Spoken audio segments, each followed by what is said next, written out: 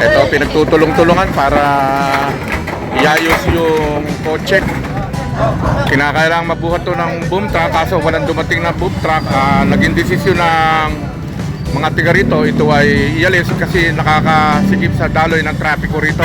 Meron ditong kotse na buwal dahil yung driver daw ay puyat, galing pa ng Tinggalan, walang tulog. Naiglip siya sa pagmamaneho kaya inabutan ito ng ganito indulto.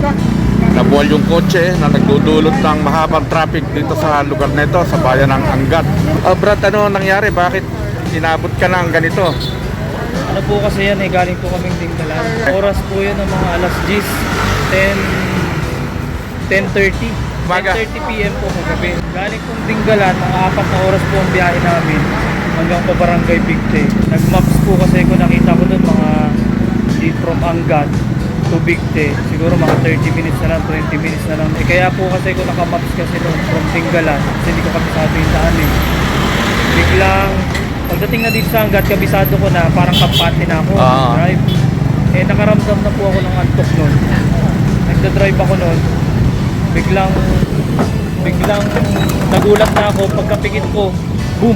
Nalipit po ako dito sa Dito sa harap. ang tumama sa akin ito. Sakay mo, wala namang na-disgrasya na sakay mo.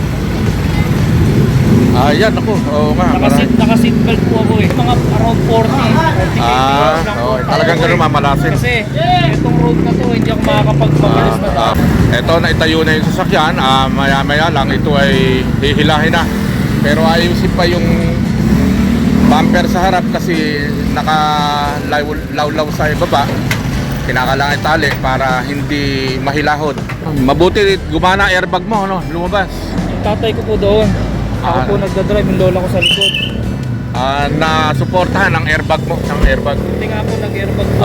Kung walang airbag, delikado, matataktak yung mukha sa harap. Ako tumama ron. Ingat lang, ingat. Mahirap na yung ganito, nagkakaproblema sa sasakyan. Ano po? Ito, okay naman yung gawing pitan, walang problema. Harap lang talaga ang nagka-problema.